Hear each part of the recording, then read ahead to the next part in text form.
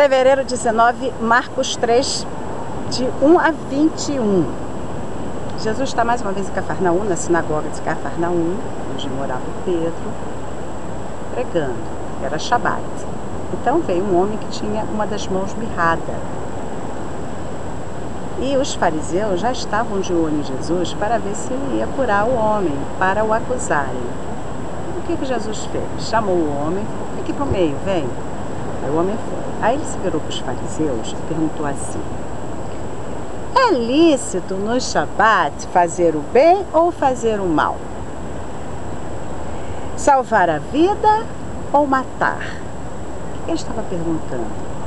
Ele já sabia que eles queriam acusá-lo, porque ele iria curar o homem no sábado.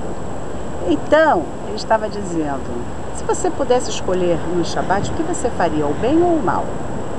Você mataria ou você curaria? Eles ficaram numa situação que eles não poderiam falar nada.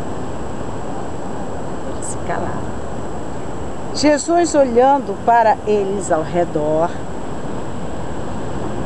indignado com a dureza do coração deles, mas ainda assim com compaixão, porque Jesus é amor.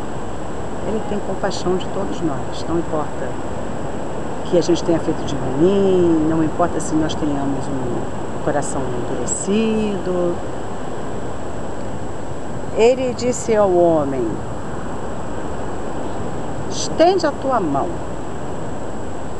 Ele a estendeu e a mão ficou curada. Os fariseus não falaram nada, mas saíram dali e foram se juntar com os herodianos, toda na mesma patotinha, para tramar como é que eles iam dar um jeito de tirar aquele homem dali. Porque eles estavam vendo que no ritmo que as coisas estavam andando, breve, o povo não ia mais procurá-los. Claro. Jesus se retirou dali e foi para o mar da Galileia, o Lake Kinneret, né? Lago Kinneret. E uma grande multidão o seguia, judeus da Galileia e da Judéia, e também de Jerusalém, e Idumeia, e de além do Jordão, e de perto de Tiro e de Sidom. Quer dizer, toda aquela região ali. Tiro era onde é Síria hoje, lá em cima. Galileia mais para baixo, Jerusalém, todo mundo ia atrás de Jesus, todos. Por isso que a cúpula estava ficando nervosa, porque já estava vendo que o prosseguimento daquela ali, onde é que aquilo ali ia parar. Então Jesus pediu aos alunos que deixassem sempre pronto um barquinho junto dele por causa da multidão.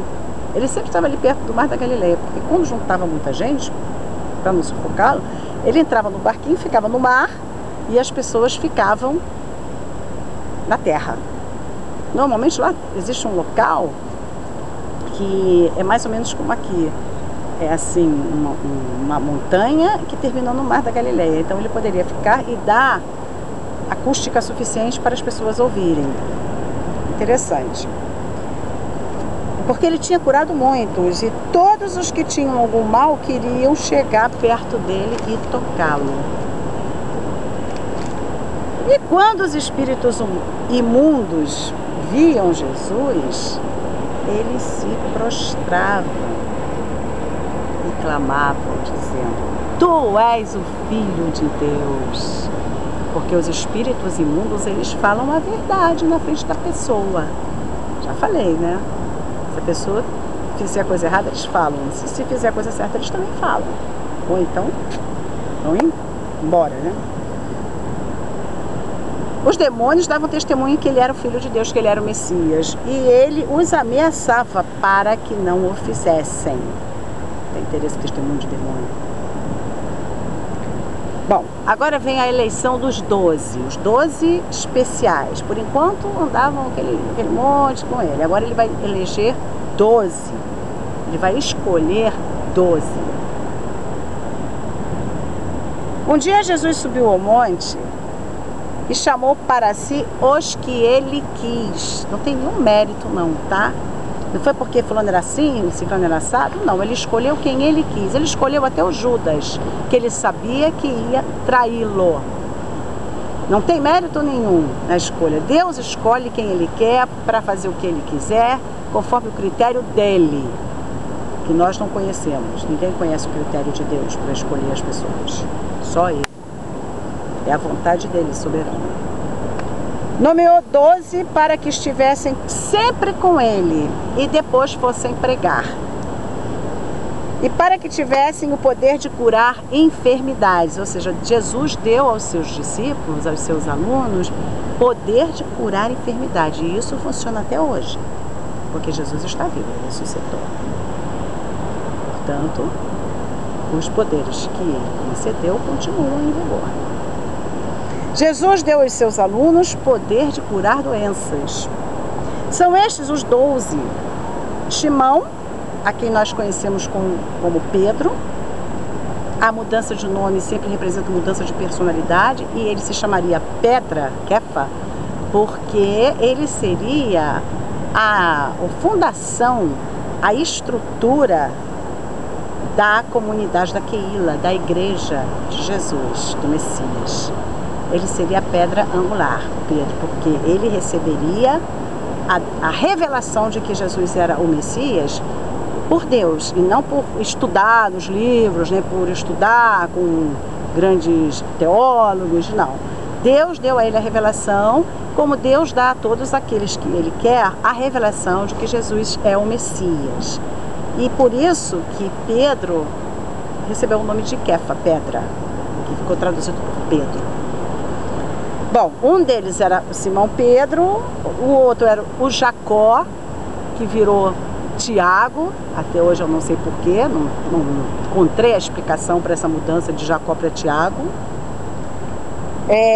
que era o filho de Zebedeu, com o irmão dele João, sim, o João, aos quais ele deu o nome de Boanerges, que significa filhos do trovão, porque eles eram bastante irados.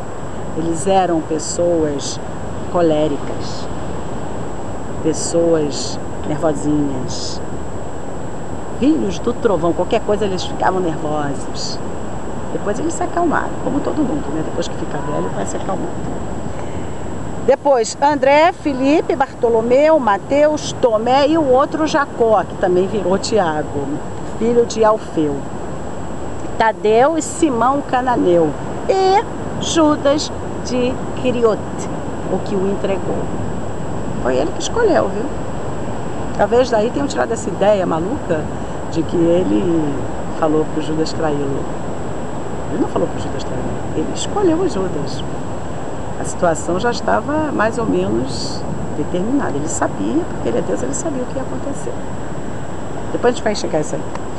E foram para uma casa. Para lá fluiu outra vez a multidão, onde ele ia, todo mundo ia atrás, de tal modo que nem podiam comer o pão.